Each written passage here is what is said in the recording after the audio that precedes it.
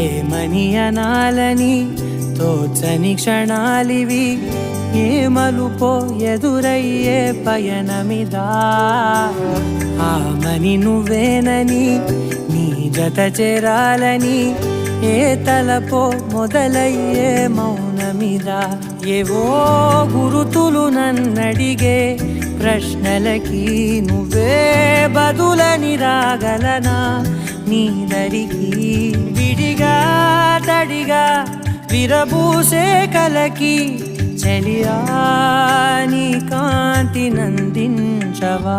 అవుననవా